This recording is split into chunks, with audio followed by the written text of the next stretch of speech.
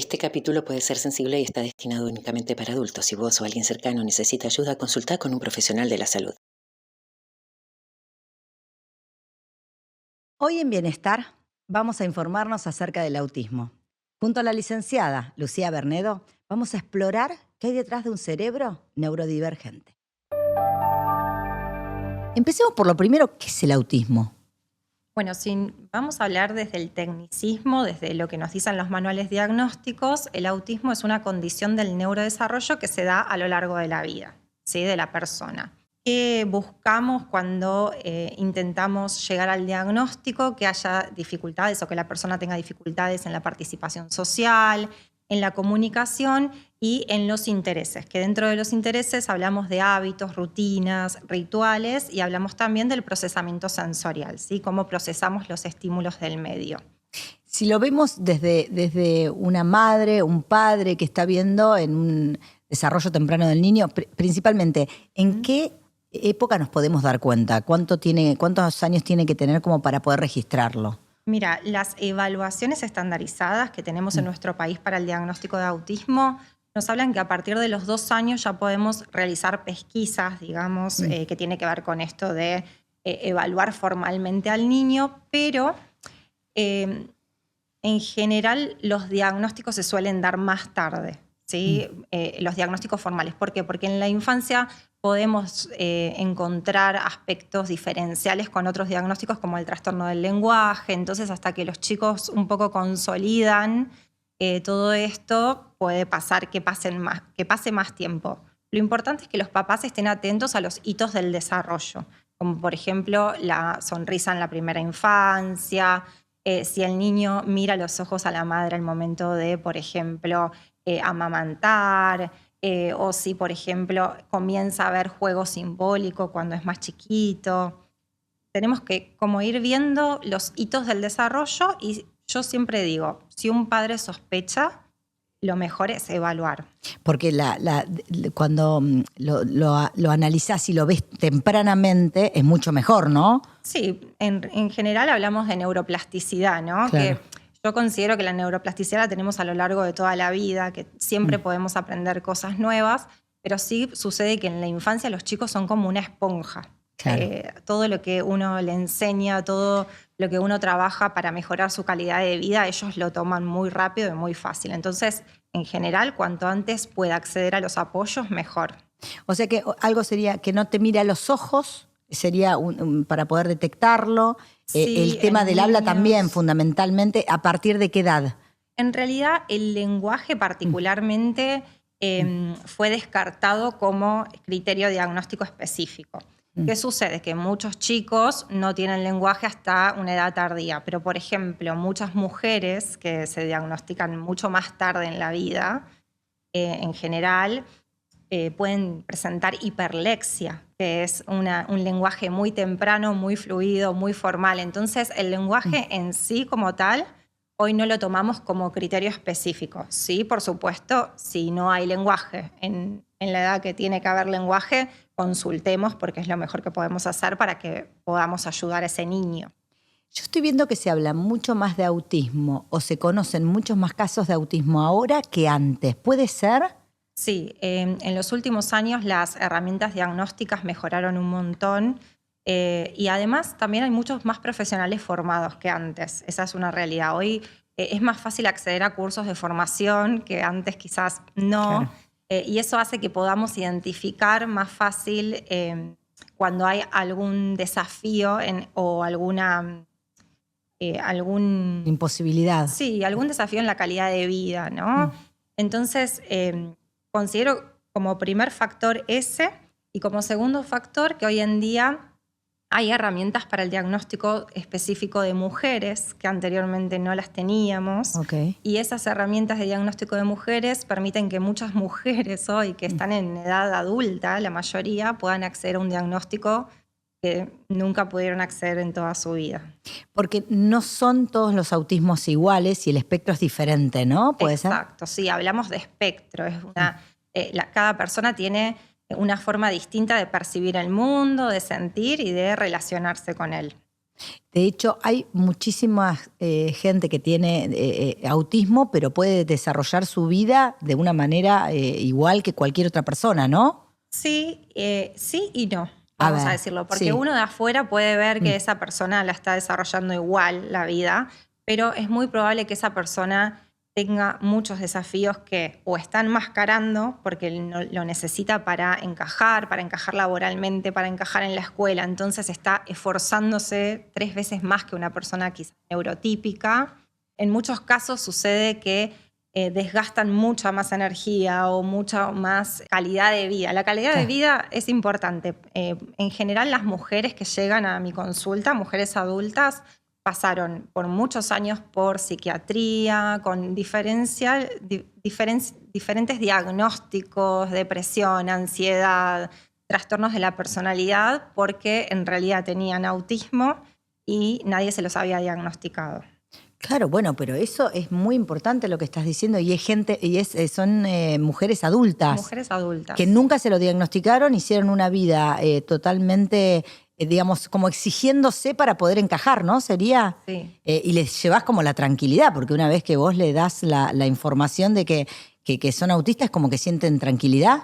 Sí, tranquilidad, entendimiento. Yo siempre digo también que es un duelo, porque es un duelo de dejar a esta persona atrás, a esta persona que fueron, en donde todo les costó el doble, tuvieron que hacer un montón de cosas para encajar, para ser madres, esposas, amigas, con todo lo que la sociedad nos demanda a nosotras específicamente como mujeres también. Y para volver para reencontrarse nuevamente a ellas mismas, para pensar en su calidad de vida, para empoderarse también un poco y trabajar en aquellos aspectos que consideren que son necesarios para estar mejor. Pero también hay como un cierto grado de, por ejemplo, esto que estás diciendo vos es, por ahí no le detectaron autismo porque el espectro era muy bajo y no tuvieron como alguna alarma o alerta que los hayan hecho detectarlo, ¿puede ser o no? Sí, particularmente en las mujeres. Si pensamos hace 10 años atrás, hablábamos de doble carga genética, cuando hablábamos de autismo en la mujer, y hablábamos en general de mujeres o que tuvieran rasgos muy marcados dentro de los criterios que se buscan para el diagnóstico o que tuvieran algún compromiso más cognitivo. Esas eran las mujeres que hace 10 años atrás quizás entraban dentro de lo que es el diagnóstico de autismo. ¿Podemos detectar ese rasgo bien marcado y esos criterios para detectar el autismo? ¿Cuáles eran? ¿O cuáles son, digamos? Bueno, anteriormente, sí. En diferencial de ahora. Bueno, anteriormente los criterios son dificultades en la comunicación, que no es lenguaje, es la forma de comunicarte. Sí. Comunicación y participación social. Que puede ser completamente silenciosa y estar al margen, por eso era tan difícil, claro. Claro. Sí. No, en realidad hay enmascaramiento en las mujeres. Entonces las niñas en general tienen amigas. Entonces a mí no me preocupa porque en general tienen amigas o generan amistades. Perfecto. Después, con respecto al segundo criterio, tiene que ver con los intereses, que los intereses particularmente en las mujeres tienen que ver con todo lo que es las artes, la música, la lectura. Socialmente, una mujer que lee un montón, que pinta, que le encanta la música, bienvenido sea. Sí, te entiendo. Y después, dificultades en lo que son los hábitos y las rutinas, que eso sí es bastante silencioso en general, porque y va a depender mucho del marco familiar, porque la mujer tiene que lavar, barrer, armar las camas, así que va a depender mucho de eso. Y los aspectos sensoriales, que los aspectos sensoriales, yo me encuentro haciendo investigación en las mujeres adultas respecto a esto, tiene que ver con cómo percibimos los sentidos, ¿sí? Muchas mujeres tienen hipersensibilidad auditiva, hipersensibilidad a los olores, a los sabores, a las texturas. Eso hace que también tengan otros diagnósticos asociados como trastornos de la conducta alimentaria, porque empiezan a ser restrictivas a la hora de comer, porque no toleran estos olores, sabores. Puede pasar esto también con los hombres, ¿sí? No es únicamente con las mujeres. Entonces, sí podemos notar que hay un incremento de aspectos sensoriales que son más desafiantes para las mujeres. Ok. Y eso no se detectaba tanto hace 10 años atrás. O sea, se empezó a detectar ahora. Se empezó, sí, en los últimos años aparecieron herramientas diagnósticas más específicas para el diagnóstico de mujeres, mujeres específicas. Sí, muy interesante y también en niños suceden, porque por ahí llegar a grandes sin haber detectado esta información les hizo, digamos, tener una vida de sufrimiento cuando podría haber sido de otra manera, ¿no? Sí, porque es un poco un crecimiento a los ponchazos, como que le decimos, ¿no? Total. Esto de, bueno, me choqué con esto y de alguna manera tengo que sobrevivir para encajar y para ser lo que el otro me está pidiendo que sea. En hombres también, hoy en día hay mayor diagnóstico en la adultez por también esto que te comentaba de los profesionales. Hace 10 años atrás eran menos los profesionales que estaban especializados en el diagnóstico de adultos también, o en el diagnóstico de esos chicos que por ahí era muy sutil hacia dónde había que mirar, ¿no? Claro. Porque el autismo no se cura, pero puede mejorar, ¿no? Sí, lo que mejora es la calidad de vida de la persona totalmente, porque es poder acceder a los apoyos que se necesitan y que sean apoyos específicos, porque si yo te digo a vos que tenés un trastorno, por ejemplo, límite de la personalidad o depresión, no sé, te voy a enviar con el psiquiatra muy posiblemente como terapeuta y el psiquiatra te va a medicar para esos dos diagnósticos. En el autismo no hay una medicación específica. Se puede dar en casos de que la persona lo requiera, por supuesto. La medicación es algo de lo que tenemos que hablar porque es una herramienta de ayuda también. Pero los apoyos van a ser totalmente distintos. Claro, ¿sí? Claro, son apoyos diferentes. ¿Y cuáles son esos apoyos para una madre, un padre que se acaban de enterar que su hijo es autista? No conocen absolutamente nada, ni siquiera conocen de qué se trata la palabra. ¿Cómo se los acompaña? Bueno, lo ideal y lo que queremos es que esa familia caiga con profesionales que estén especializados en el tema, que no los invaliden, porque hay mucha invalidación hacia las familias muchas veces. La mamá es la primera en ver muchas veces que algo pasa con ese hijo. Y muchas veces los pediatras o otros profesionales dicen, ya va a hablar, ya va a comer, ya va a desarrollarse. Y ese ya va a genera un estrés familiar que es muy grande y que está presente y que va muy posiblemente a empeorar a esas cosas en el núcleo familiar, digamos. Entonces es muy importante que puedan seguir buscando el apoyo de pediatras, de médicos, de profesionales, de psicólogas, terapistas ocupacionales, que vemos toda la parte sensorial también, de fonoaudiólogas en el caso de que lo requiera, nutricionistas igualmente también, pero que sea gente que está especializada en el tema y que los puedan guiar y no invalidar. Qué importante, vos como mamá sabés lo que le pasa a tu hijo, no se invaliden. Esto me encantó porque es como abrazarlas desde este lugar, darle fuerzas. Pero ¿cuál sería el origen? ¿Cómo se produce el autismo? Mira, a nivel genético se hacen un montón de investigaciones hace muchísimos años y no tenemos una causa específica, si hablamos, ¿no?, de ciencia y genética. Hay varios genes que están hoy en día aislados, ¿sí? Y hay, por ejemplo, se habla de un porcentaje de heredabilidad, que por ejemplo se estudió en hermanos gemelos y había un 80% de factores de heredabilidad. Pero no tenemos no hay una causa específica. Se hablan de factores socioambientales, se hablan de factores que tienen que ver con la genética, pero hoy en día no tenemos una respuesta específica. Qué difícil para una madre, un padre que recién están descubriendo este tipo de información o este diagnóstico, si no sabes de dónde viene o de dónde se produce, ¿no? Sí. Es como no poder dar las respuestas de la ciencia o la medicina. Bueno, hoy tenemos este nuevo paradigma de la neurodiversidad, como claro, bien hablábamos anteriormente, o de las neurodivergencias, que pueden darnos como una respuesta, quizás no al origen, pero sí a que son formas distintas de procesar el mundo y que hay que acompañar a esa persona en esa forma diferente de procesar al mundo. Definamos, neurodivergencia, ¿qué es?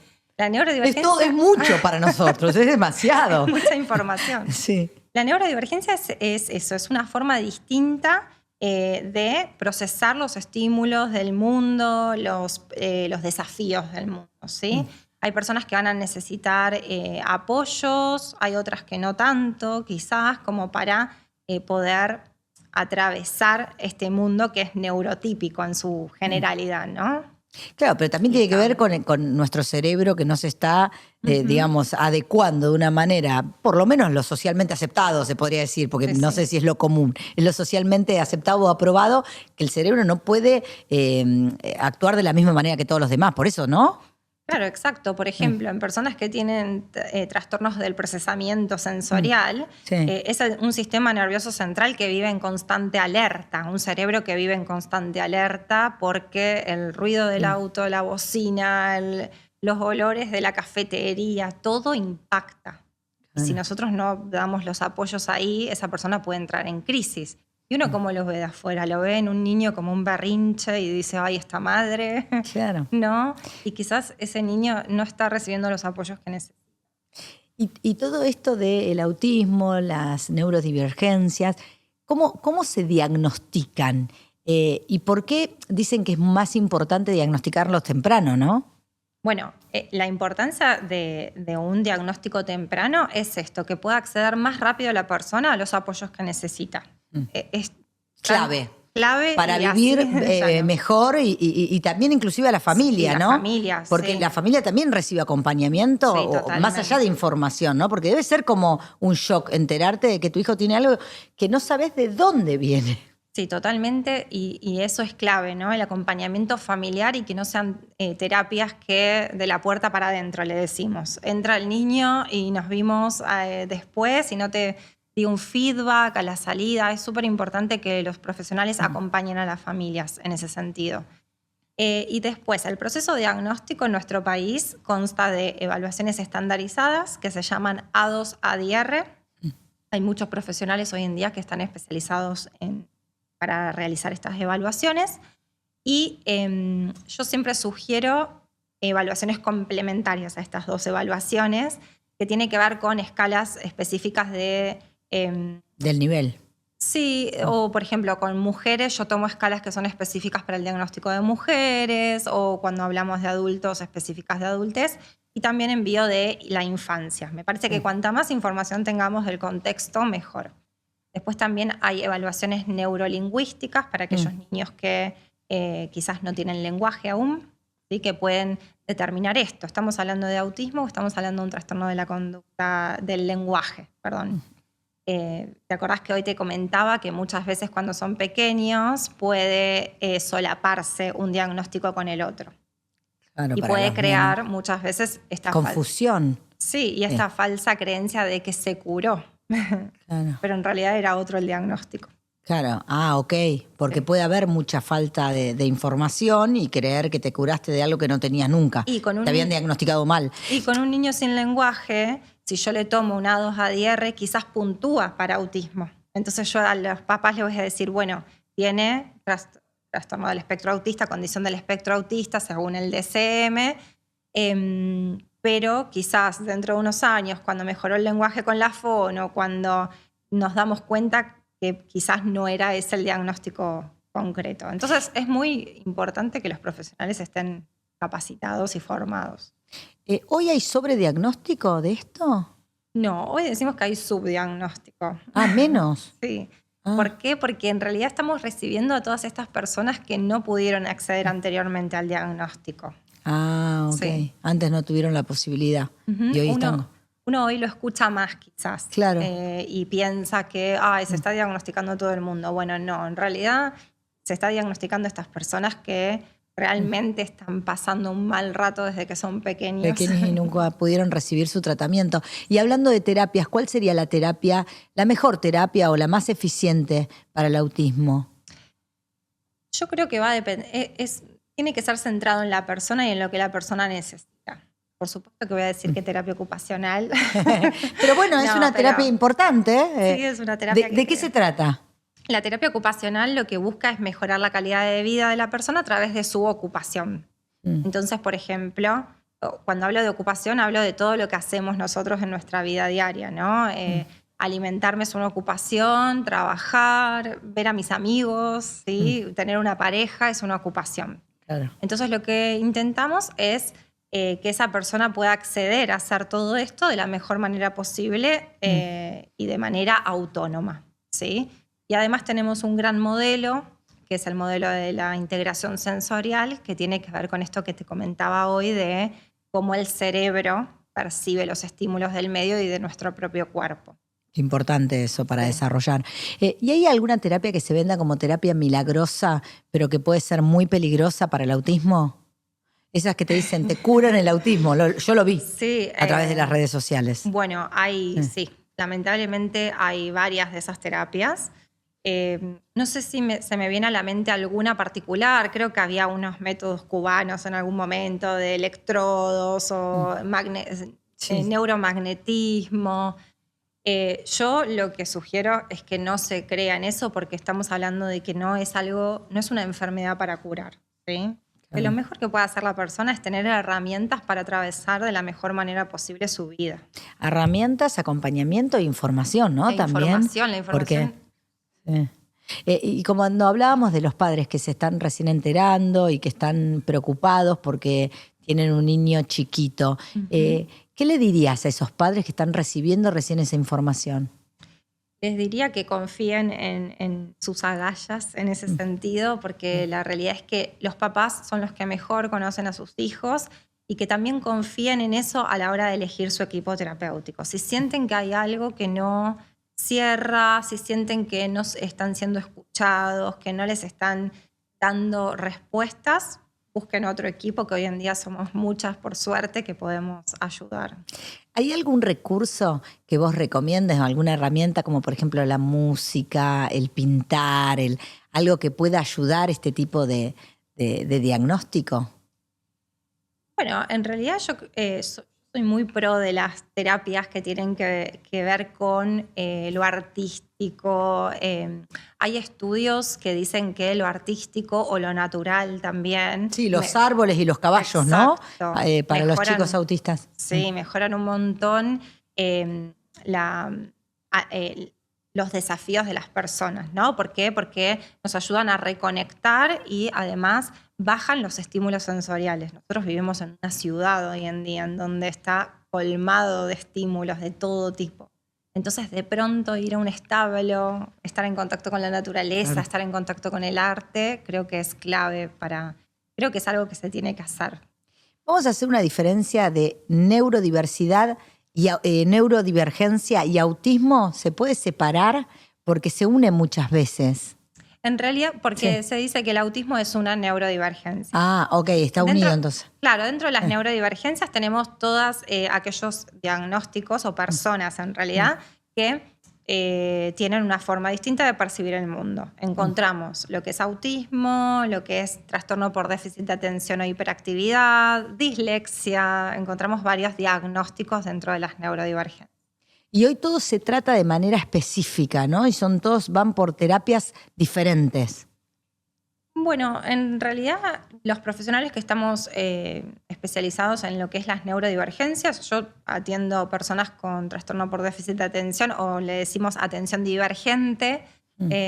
Pero, perdón, el trastorno por déficit de atención, yo creo que nos pasa absolutamente a todos porque estamos como, todo tiene que ser ya, 3 segundos, tenemos que ir a hacer 1000 cosas. ¿No tiene que ver con eso también, con la sociedad, con el mundo, cómo lo estamos viviendo? Bueno, pero sí, hoy en día hay mucho déficit de atención. Porque a mí me lo dicen todo el tiempo, por eso quiero preguntar. Pero a ver. El diagnóstico es mucho más específico porque también tiene que haber cuestiones en la infancia.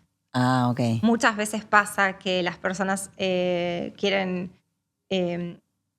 acceder a las evaluaciones de trastorno por déficit de atención e hiperactividad y quizás encontramos un montón de criterios en la adultez y en la infancia no. Ok, esto es algo más actual, tratémoslo como lo es actualmente. Que sí. Por supuesto que tiene que haber más yoga, más meditación, más el vivir el aquí y ahora. Psicología también. Pero este trastorno tiene que ver o está unida a una infancia, digamos, a situaciones de la infancia conflictivas. Sí, no necesariamente conflictivas, pero sí, por ejemplo, aspectos educativos que Ok. les costaba a la persona, ya había aspectos atencionales en la infancia que los papás pueden relatar, ya había aspectos de impulsividad quizás, Ok. o de hiperactividad en la infancia también.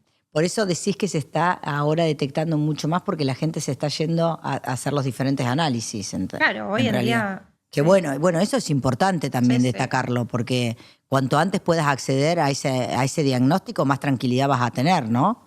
Sí, totalmente. Y también está bueno que la gente quiera empezar a entender qué es lo que les pasa y no quedarse nada más con, bueno, no sé, estoy rota, ¿no? Estoy roto, no sé, acá llegué y no puedo hacer nada para mejorar. Creo que es muy importante que la gente se anime a, bueno, pensar en las neurodivergencias y pensar, bueno, quizás puedo tener algo, puedo ir a hacerme una evaluación. ¿Y cuáles son esas virtudes que tienen las personas que les diagnosticaron autismo? Bueno, yo siempre digo que mis consultantes, yo este último año trabajo mucho con mujeres adultas y siempre digo las ganas que tengo de ser amigas de ustedes, porque me enseñan un montón de cosas, saben un montón de cosas. Y la realidad es que, bueno, en ese sentido, creo que como virtud es haber resistido lo que han resistido. Y bueno, y por suerte han llegado finalmente a su diagnóstico y ahora se pueden reencontrar.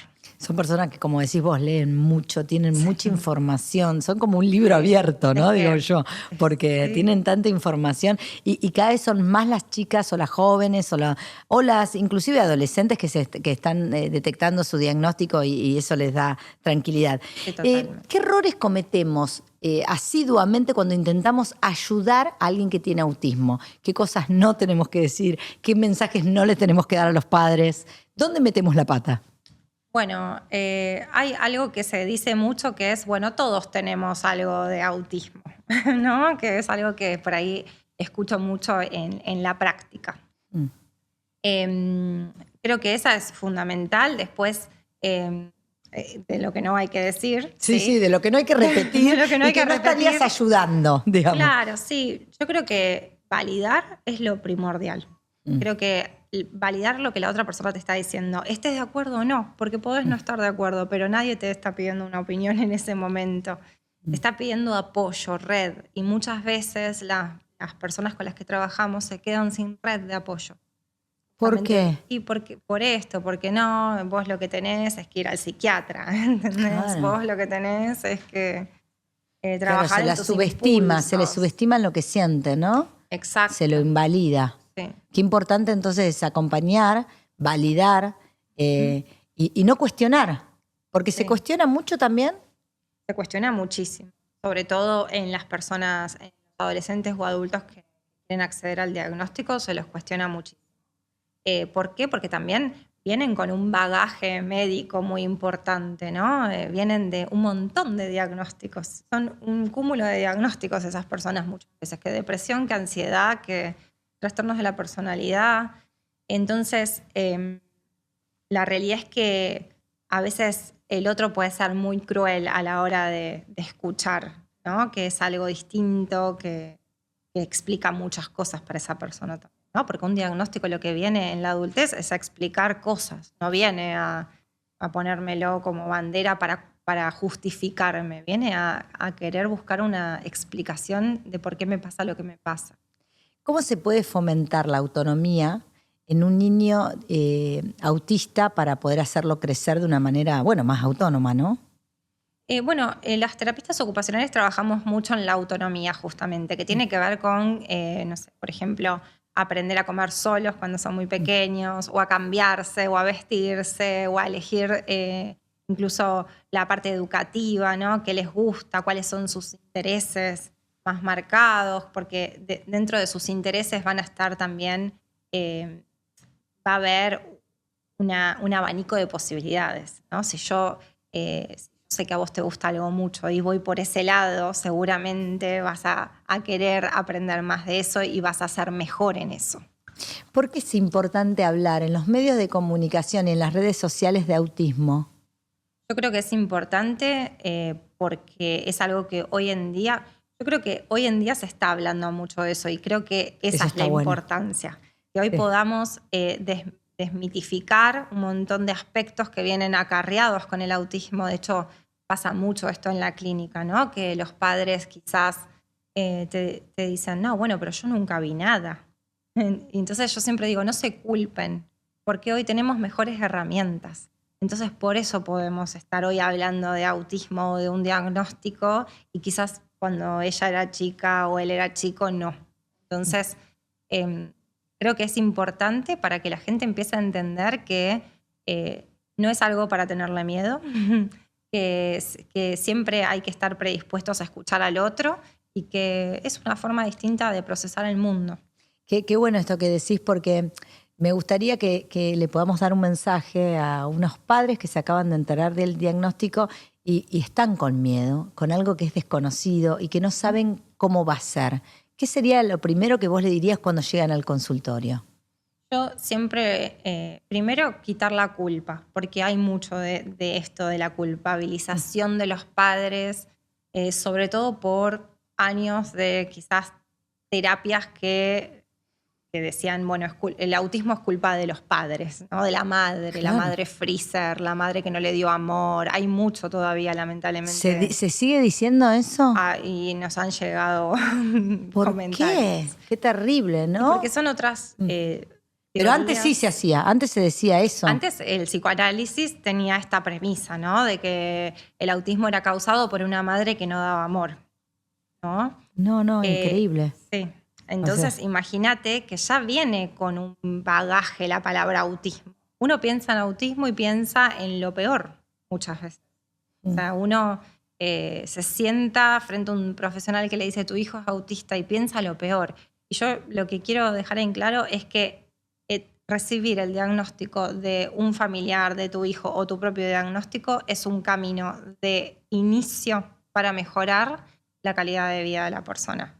Que bienvenido sea el diagnóstico para poder pararnos sobre un espacio donde sabemos lo que tenemos que trabajar, los apoyos que vas a necesitar, y ese chico va a vivir, o esa chica va a vivir mucho mejor su vida con ese conocimiento. Lo que pasa es que mucha gente, yo he escuchado inclusive algo en las redes sociales que decía, sí, pero ¿para qué me quiero enterar de algo que no me puedo curar?